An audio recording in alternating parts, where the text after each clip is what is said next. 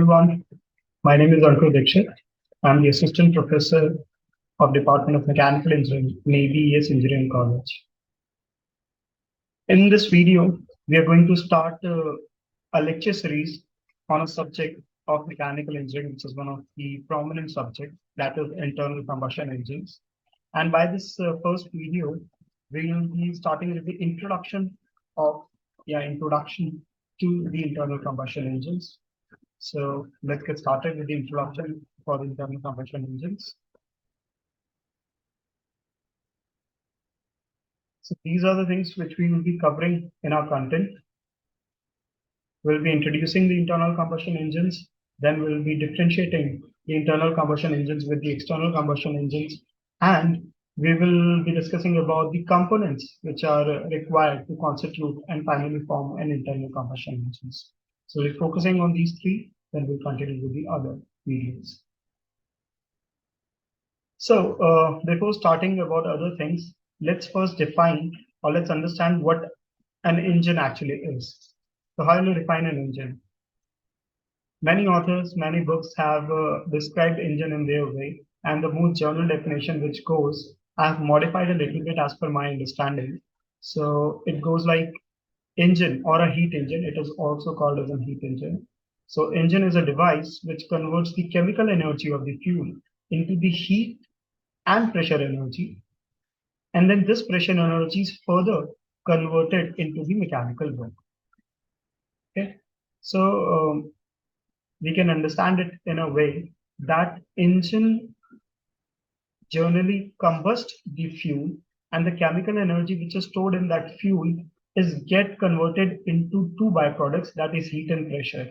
So the actual physical quantity in the byproducts are carbon dioxide and water vapor, but the other two byproducts in physical form we gain from the combustion process is the heat and pressure. So heat is normally an unwanted byproduct which is not required actually for the engine, or it is unused. But the pressure which we get after the combustion project, that pressure energy or that pressure is utilized into the mechanical work. Okay, so that's why I'm modifying it, that it is not only a heat engine, although it is named as a heat engine, but the actual pressure energy of the combustion process is converted into the mechanical work. This pressure is exerted on the piston of the entire of the internal combustion engine, and that pressure is then converted into the mechanical work by the reciprocation motion getting converted into the rotary part. Okay, so in this way we can define the engine. Now, based on where the combustion of the fuel takes place, whether it is outside the cylinder or it is inside the cylinder, we can classify the two types of engine. We can divide the engine into two parts, or in the basic two types. The first one is the external combustion engine. Here it is mentioned. I'm highlighting in India. So external combustion engines, and second one is the internal combustion engine. So our subject is about the internal combustion engine, but it is important to understand what is the actual difference between an internal combustion engine and an external combustion engine. So it is basically differentiating on the basis of combustion of the fuel taking place, where it is taking place. So whether outside of the cylinder, working cylinder, or inside. So if it is taking inside the working cylinder, the combustion of the fuel, then it is internal combustion. And if it is combustion is taking place outside the working cylinder, then it is an external combustion engine. So this is the picture which is depicting the internal combustion engine as on form, that the air and fuel mixture is coming from the inlet valve side. I'm highlighting it in yellow, and this air and fuel mixture is ignited with the help of the spark plug here, and the combustion takes place. And this combustion, heat is released, pressure is released, and this pressure is getting exerted on this piston. So this piston reciprocates in a linear direction, and the linear motion is converted into the rotatory motion, and we finally get the mechanical output in the rotation motion. So this is the working of the internal combustion engines. All right, we'll continue with the next slide. Now, This is the schematic representation of the external combustion engine. So I have shown a schematic representation of the internal combustion engine here. I'll describe the basic component or explain the basic component which makes this internal combustion later in this video. But first, let's understand what is external and internal combustion engine. So this is the diagram which is depicting the external combustion engine. Okay. So in this diagram, we can see this is the combustion process taking place outside in an open chamber, just like we flame out certain wood or a fuse. So this example is basically from the steam engine. Steam engine are one of the external combustion engine types which are conventionally used in the trains and locomotives. So in an open chamber, the combustion takes place and the heat from this combustion is utilized to raise the temperature of the water stored in a large tank. So here is the large tank in which water is stored, and this water gets converted into the steam, a high pressure steam. This steam then travels to a chamber, and this chamber has a cavity or space in which steam gets expanded. As soon as the pressure rises, the steam or the physical quantity within the steam, the molecules get expand, they exert the pressure on the piston, and this piston moves.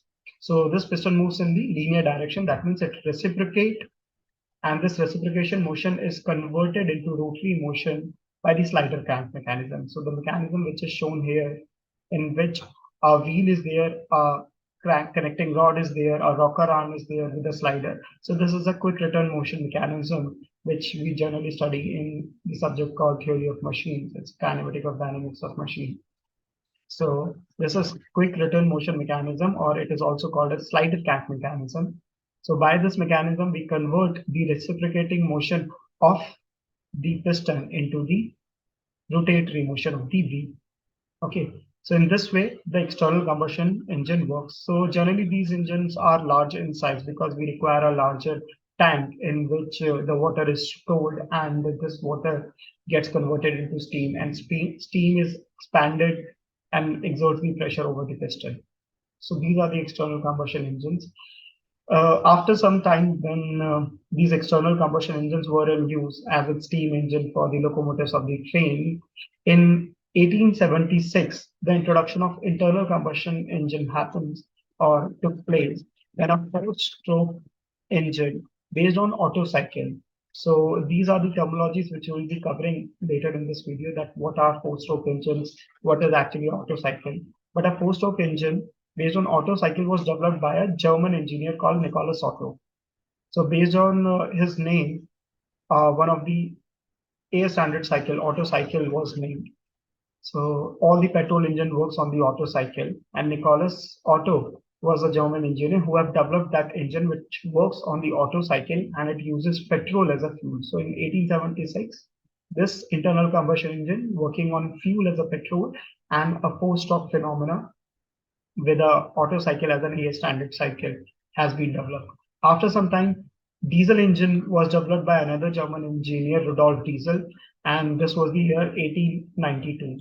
So just after 16 years, when the Nicholas Otto developed this four-stroke petrol engine, diesel engine was developed by Rudolf Diesel. Okay. So this was the introduction part in which we are understanding what the engine, how the engines have evolved. Let's differentiate the internal combustion engines with the external combustion engines in 4 to 5 key points. What are the major key points in which by which we can differentiate the internal combustion engines with the external combustion engines? So the first basic point is that fuel combustion takes place inside the cylinder. In the internal combustion engine, obviously, fuel combustion takes place inside, and in the external combustion engine, fuel combustion takes place outside or in open chambers. Then these internal combustion engines are compact in size. Their size are comparatively smaller. because external combustion engines are larger as they require the water tank, they require the entire mechanism to transfer the heat, and then it gets expanded within and separate chamber. So two, three different chambers, one for combustion, another for steam generation, and third for expansion of that steam in which piston gets reciprocated. So we need three larger different chambers. That's why the entire size of the engine becomes larger, and that's why they are less efficient also. But on the other side, internal combustion engine, combustion is happening within a closed chamber at the same place. Gases are expanding on the same place. The pressure is generated, and at the same place, that pressure converts. That pressure is exerted over the piston, and the piston moves in a linear direction, which is finally converted into the rotary motion of the wheels. So that's why this engine is compact in size, and because everything is happening on the same place, they are more efficient. Okay, now as they are more efficient, their size are smaller, internal combustion engine. That's why the initial cost of those engines are pretty low in comparison to the external combustion engine. So external combustion engines are quite expensive than the internal combustion engines. You can visualize that the steam engines larger in size, so that's why the cost of those engines are pretty more. And in the initial cost of these engines, internal combustion engines are low. Now the working fluid which is used within these engines. So the working fluid for internal combustion engine is air and fuel.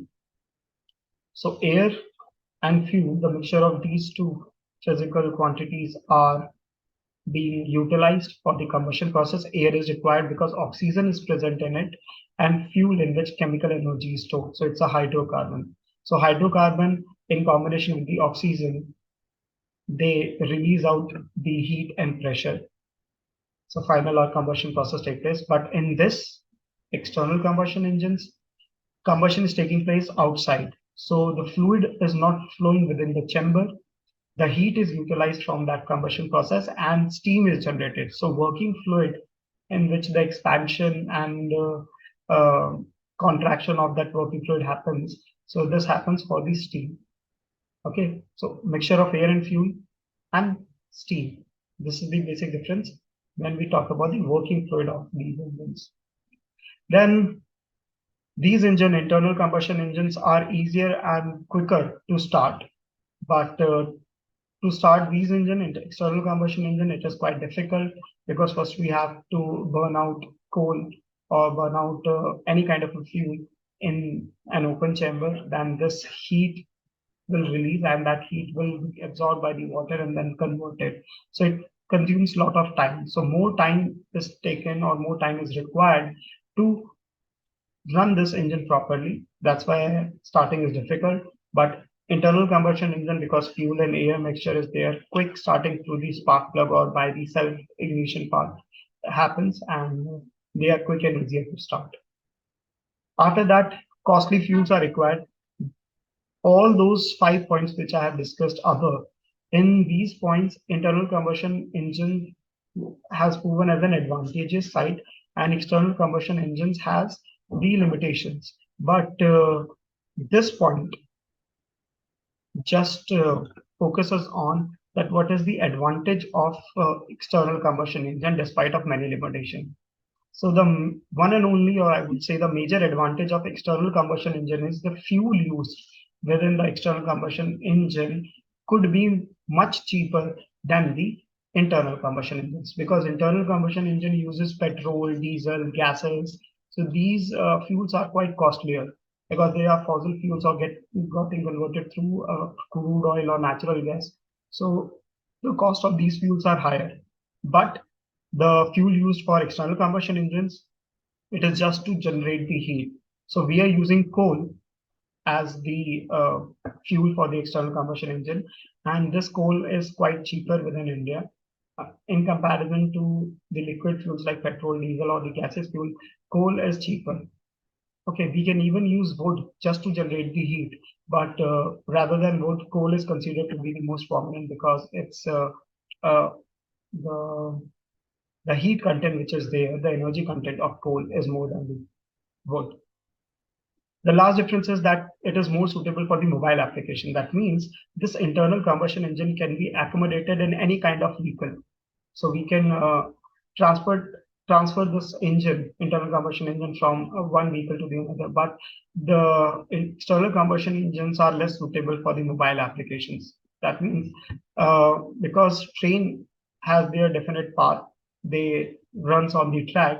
So for trains, steam engines or the external combustion engines were generally suitable, but for the remote locations for traveling from one place to another on an unidentified path, the internal combustion engines are more suitable. So they are better for the mobile applications. So these seven are the basic difference by which we can understand what is the basic difference between the internal combustion engine and external combustion engines. After this, we'll understand what are the basic components of the internal combustion engine that constitute and make the entire working of the internal combustion engine possible. So let's understand what are those components, what are those basic components by which the entire working of internal combustion engine happens. The first one we were discussing about, yes, a pressure is exerted on the piston. So this is the combustion chamber, the empty space, which I'm highlighting with the yellow color. So here it is mentioned combustion chamber, the first component. So it's an empty space, it's a hollow space.